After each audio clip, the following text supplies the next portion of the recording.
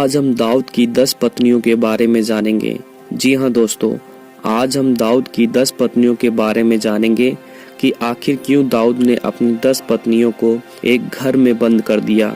जी हाँ, दाऊद ने अपनी 10 पत्नियों को एक कमरे में बंद करके उनका जीवन भर पालन पोषण करता रहा और वो स्त्रियां मरने तक विधवापन किसी दशा में जीवित ही बंद रहीं। यही बात आज हम जानेंगे कि आखिर दाऊद ने ऐसा क्यों किया। दोस्तों, इसकी शुरुआत दाऊद से खुद ही शुरू होती है जब वह राजभवन की छत पर टहलते समय बतशेबा नामक एक स्त्री को बिना वस्त्र के देख लेता है और फिर वह उस स्त्री को बुलाकर उसके साथ छिप छिप कर व्यभिचार करता है और फिर उसके पति को भी मरवाकर उसको अपनी पत्नी कर लेता है। यह बात परमेश्वर को बुरी लगती है और तब परमेश्वर नातान के द्वारा ये भविष्यवाणी करवाते हैं कि यहोवा यूं कहता है, सुन, मैं तेरे घर में विपत्ति भेजूंगा और तेरी पत्नियों को तेरे सामने लेकर दूसरों को दूंगा और वह दिन दोपहरी में तेरी पत्नियों से व्यभिचार करेंगे और तूने तो ये काम छिपकर किया है,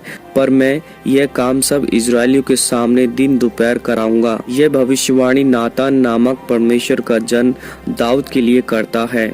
और फिर कुछ समय के बाद एक घटना वहां दाऊद के घराने में होती है और वह यह है कि अम्नोन नामक एक व्यक्ति जो कि दाऊद का पुत्र था, वह अपनी बहन पर मोहित हो जाता है जिसका नाम तमार होता है।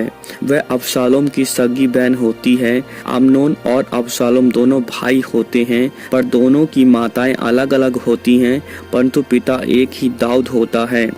अम्नोन अपनी बहन तमार के साथ व्यभिचार करता है और यह बात तमार को और उसके भाई अबशालोम को बहुत बुरी लगती है, क्योंकि अम्नोन ने ऐसा घिनौना काम पूरे इजराइल के सामने किया जो उसे ऐसा घिनौना काम नहीं करना चाहिए था।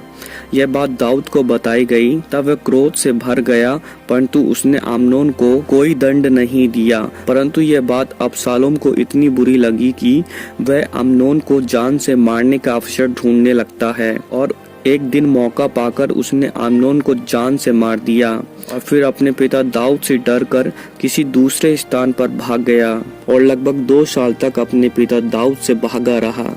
उसके बाद वह धीरे धीरे वापसी करता है, परंतु बड़ी ही चतुराई और बड़ी ही चालाकी से वह इजरायलियों को अपनी ओर करने लगता है और उसके साथ एक बड़ा दल बन जाता है। तब दाऊद को यह समाचार मिलता है कि अबशालोम उसके खिलाफ बुरी युक्ति निकाल रहा है और इजरायली लोगों को अपनी ओर कर रहा है। तब दाऊद यरूशलेम से अपना प्राण लेके भागा और दाऊद अपने संग सबों को लेकर यरूशलेम से भाग गया, परंतु जाते समय उसने कुछ लोगों को और अपनी 10 पत्नियों को जो दाऊद की रखेलियां थी राजभवन की देखभाल के लिए उन्हें छोड़ जाता है। दाऊद और उसके साथी रोते और बिलखते मार्ग पर निकल जाते हैं और अबशालोम यरूशलेम में प्रवेश करता है इजरायलियों के साथ में, क्योंकि उसने सारे इजरायलियों को अपनी ओर भरमा लिया था।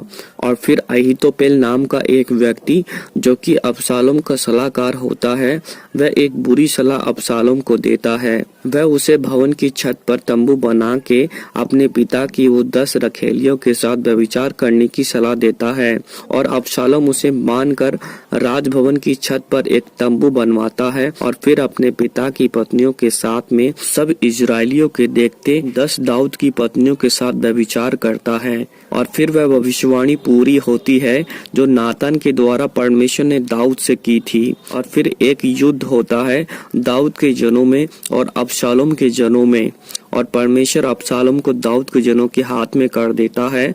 तब वह उसे मार देते हैं। हालांकि दाऊद की इच्छा अपने पुत्र अबशालोम को नष्ट करने की नहीं थी, वह शुरू से अबशालोम के ऊपर कोमलता दिखाता है। इसके बाद दाऊद अपने घराने समेत यरूशलेम और अपने भवन की ओर चलता है और आने के बाद वह उन 10 पत्नियों को जो भवन की देखभाल के लिए छोड़ गया था उनको अलग एक घर में बंद कर दिया और उनका मृत्यु तक पालन पोषण करता रहा, क्योंकि उसके बेटे ने ऐसा दुष्ट काम करके उनको भ्रष्ट कर डाला था और वो हमेशा हमेशा के लिए जीवित ही बंद रहीं जब तक उनकी मृत्यु न हो गई। दाऊद की 10 स्त्रियां दुखी परेशान घुट घुट के जीवन भर ऐसी ही दशा में रहीं। दोस्तों, इससे हमें यह सीख मिलती है, अगर आपका परिवार है या आप एक पास्टर हैं या आपकी कोई मिनिस्ट्री है या आप एक ऊंचे पद पर हैं या आपका कोई बड़ा व्यापार है या किसी क्षेत्र में आप क्यों ना हो, आपकी एक छोटी सी गलती एक बड़ा संकट लेके आ सकती है। जिस भी क्षेत्र में आप क्यों ना हो, जैसे दाऊद ने बतशेबा के साथ व्यभिचार करके उसके पति को मरवा दिया और फिर उसको इतना दुख संकट परेशानियों से होकर जाना पड़ा कि अगर उसकी जगह कोई और होता तो आत्महत्या करके अपने जीवन को नष्ट कर देता। इसलिए जीवन में कोई छोटा बड़ा पाप नहीं होना चाहिए। प्रभु यीशु मसीह आपको आशीष दे।